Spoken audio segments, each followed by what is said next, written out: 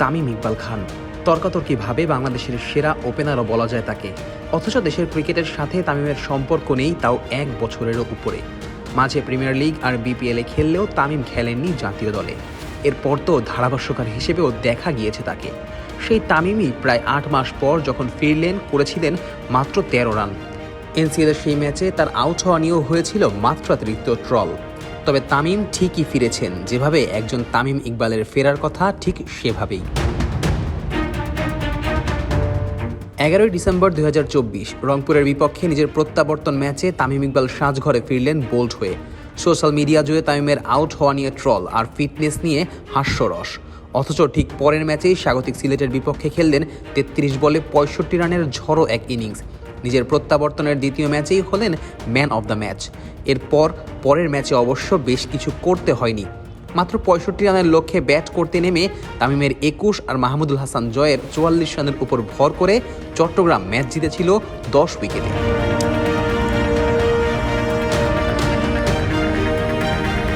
কিন্তু তামিম শো যেন তখনও বাকি ছিল। 1 ম্যাচ পরেই বরিশালের বিপক্ষে খেলেছিলেন 54 বলে 6 ছক্কা আর 7-4-এ 91 রানের দুর্দান্ত এক ইনিংস। এরপরেই নিজের এনসিএলের পাট চুকিয়েও ফেলেছিলেন তামিম। ছোট্ট একটা বিরতি দিয়ে আবারও মাঠে ফিরলেন এবারের বিপিএল দিয়ে, যেখানে ফরচুন বরিশালের সবচেয়ে বড় ভরসার নামও দলীয় অধিনায়ক তামিম ইকবাল খান। আর মজার ব্যাপার হচ্ছে, এখানেও তামিমের শুরুটা ওই এনসিএলের মতোই। রাজশাহীর বিপক্ষে বিপিএল শুরু করলেন মাত্র 7 রান করে। তবে এর পরের ম্যাচেই নিজের ঝলক দেখাতে শুরু করলেন, কিন্তু এবারও ভালো শুরু করে থামতে হলো 28 রানে। নবাগত নাহিদ রানার বলে সরাসরি বোল্ড হয়ে তামিম ফিরলেন সাজঘরে।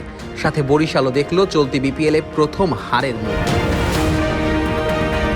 তবে তামিম যে এবার আসলেও ফুরিয়ে যেতে আসেননি, সেটিই করে দেখালেন ঠিক পরের ম্যাচেই।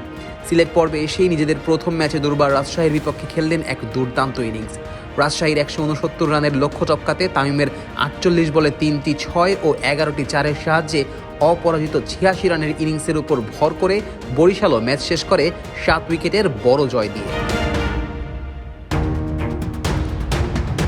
এই নিয়ে নিজের দ্বিতীয় শুরুর প্রথম 7 ইনিংসে তামিম পেলেন 3টি 50, যেখানে সব মিলিয়ে প্রায় 45 গড়ে রান করেছেন 311। এর সাথে প্রতিনিয়ত হয়েছেন আরও মারমুখী, বাড়িয়েছেন স্ট্রোক আর বাহারি শটে মন ভরিয়েছেন ক্রীড়া পাগল দর্শকদের। দেশি বিদেশিদের ভিড়ে বেশ শক্তিশালী দল ফরচুন বরিশাল যে এবারও চ্যাম্পিয়ন হওয়ার লড়াইয়ে সবচেয়ে বেশি চেয়ে থাকবে দলনেতা তামিমের ব্যাটের দিকে, তা কিন্তু বলাই যায়। আর আগামী চ্যাম্পিয়ন্স ট্রফিতে জাতীয় দলের হয়ে তামিম ফিরবেন কি ফিরবেন না, সে প্রশ্ন আপাতত তোলা রইল।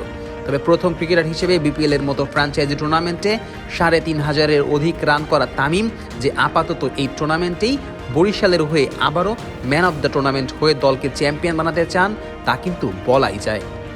যেখানে দিন শেষে লাভটা তামিমের চেয়ে তার দল আর এদেশের ক্রিকেটেরই কিঞ্চিত খানিক বেশি বলা যায়। Nazmus Sakib, on field.